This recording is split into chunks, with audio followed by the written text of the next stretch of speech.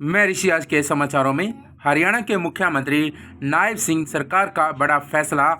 5 IAS अफसरों को खुड्डे line लगाया। प्राइवेट बैंकों में 750 करोड़ रुपए का फ्रॉड हो सकता है कारण। Doctor Saket Kumar AP SCM से हटाए गए। अजय कुमार डीपीएससीएम से डीपीएससीएम बने। हरियाणा के मुख्यमंत्री नायब सिंह सैनी ने 5 आईएएस अफसरों को खड्डे लाइन लगाया है। इसका मुख्य कारण पिछले दिनों में प्राइवेट बैंकों में 750 करोड़ रुपए का फ्रॉड हो सकता है। सरकार ने 8 अप्रैल 2026 को एक आधिकारिक आदेश जारी करते हुए कई वरिष्ठ आईएएस अधिकारियों का तत्काल प्रभाव से तबादला और नई नियुक्तियों की है। वरिष्ठ प्रशासनिक फेरबदल यानी एसीएस और सचिव स्तर।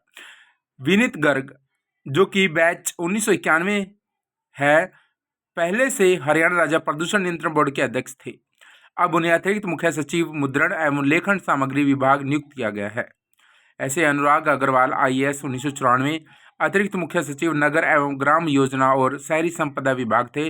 अब वे अतिरिक्त मुख्य सचिव सिंचाई एवं जल संसाधन विभाग तथा हरियाणा सरस्वती हेरिटेज बोर्ड के सलाहकार का अतिरिक्त कार्यभार भी संभालेंगे।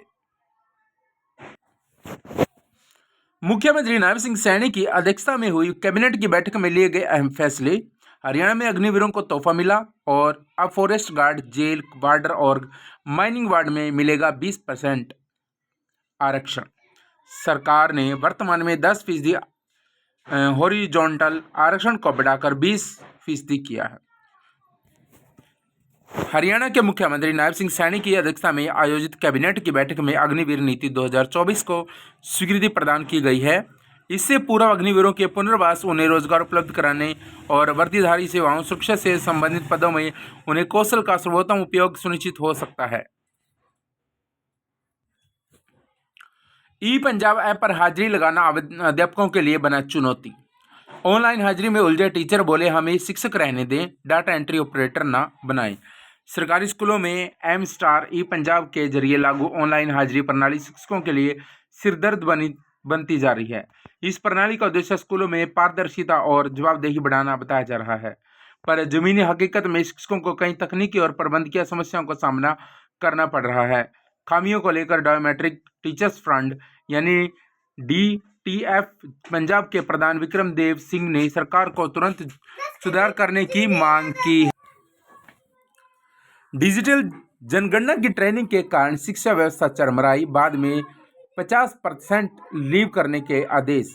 9 स्कूलों के पूरे स्टॉक की ड्यूटी प्रशिक्षण में लगाई, बच्चे कैसे पढ़ेंगे। प्रदेश में डिजिटल जनगणना के चलते सरकारी स्कूलों की शिक्षा व्यवस्था चरमराती नजर आ रही है। जनगणना के लिए शिक्षकों की बड़े पैमाने पर ट्रेनिंग दी जा रही है, जिसके कारण 9 स्कूलों के पूरे स्टाफ की ड्यूटी पर लगा दी है। ऐसे में स्कूलों में बच्चे तो बहुत पहुंच रहे हैं, लेकिन कक्षाओं में पढ़ने के लिए शिक्षक मौजूद नहीं हैं। हरियाणा में श्रमिकों व अग्निवीरों की मौज। प्रदेश के श्रमिकों की मजदूरी को लेकर 35% तक की बढ़ोतरी का ऐलान और अग्निवीरों को फॉरेस्ट गार्ड, बॉर्डर व माइनिंग गार्ड पदों पर 20% आरक्षण। निजी प्रोजेक्ट के लिए गांव की साझा जमीन से मिलेगा रास्ता। कैबिनेट के फैसले। रास्ते के लिए ग्राम पंचायत व ग्राम सभा की सहमति जरूरी। हरियाणा कैबिनेट की बैठक में राज्य सरकार ने एक अहम निर्णय लेते हुए हरियाणा ग्राम साझा भूमि नियम में संशोधन को मंजूरी दी है। नए संशोधित नियमों को हरियाणा ग्राम साझा भूमि संशोधन नियम 2026 के नाम से लागू किया जाएगा। इसके तहत यदि किसी निजी परियोजना को स्थापित करने के लिए आवश्यक CLU या लाइसेंस प्राप्त होने के बाद वहां तक पहुंचने के लिए उचित सा रास्ता नहीं है, तो सरकार अब सामलात देह यानी गांव की साझा जमीन से रास्ता उपलब्ध करवाएगी। लोक सेवा आयोग की प्री परीक्षा पास युवाओं को 70,000 तक मदद। सैनी। UPSC या HPSC और जुडिशरी अभ्यर्थियों के लिए नई योजना शुरू होगी, कोचिंग। मुख्यमंत्री नायब सिंह सैनी ने घोषणा की है कि UPSC, HPSC और जुडिशरी की प्रारंभिक परीक्षा पास करने वाले आर्थिक रूप से कमजोर युवाओं को आगे की तैयारी के लिए कोचिंग की आपूर्ति दी जाएगी। योजना के तहत पात्र अभ्यर्थियों को 25,000 से लेकर 70,000 रुपए तक की वित्तीय सहायता प्रदान की जाएगी। यह घोषणा बुधवार को यूपीएससी में चयनित हरियाणा के युवाओं के सम्मान समारोह के दौरान मुख्यमंत्री ने की। केंद्र ने महिला आरक्षण संशोधन ड्राफ्ट मंजूर किया। लोकसभा की सीटें 816 होंगी, 273 महिलाओं के लिए रिजर्व। केंद्र सरकार ने महिला आरक्षण को जल्दी लागू करने की दिशा में अहम कदम उठाया है। पीएम नरेंद्र मोदी की अध्यक्षता में बुधवार को हुई कैबिनेट बैठक में नारी शक्ति वंदन अधिनियम में संशोधन के ड्राफ्ट बिल को मंजूरी दे दी गई है।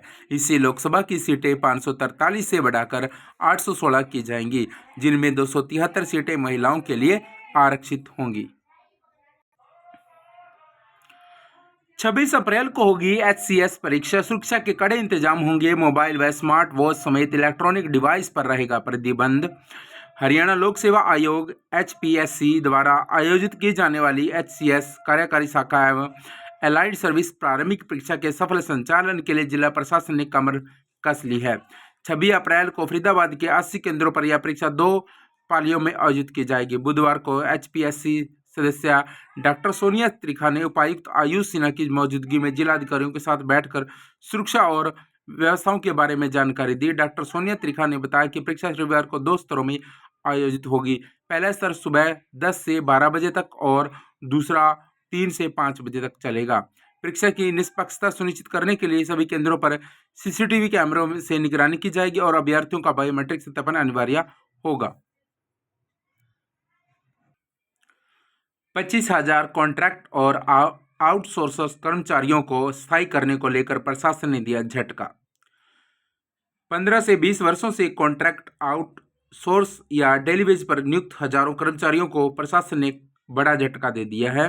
हजारों कर्मचारी लंबी सेवा के बाद प्रशासन ने उन्हें स्थायी किए जाने को लेकर लंबे समय से Chandigarh administrative tribunal, CAT, high court और सुप्रीम कोर्ट में केस लड़ रहे थे।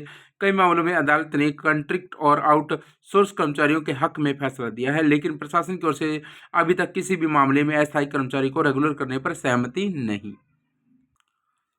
आज के समाचार यहीं तक। मिलेंगे जल्द नेक्स्ट अपडेट लेकर। तब तक के लिए चैनल को सब्सक्राइब करें, लाइक करें और शेयर करें। जय हिंद।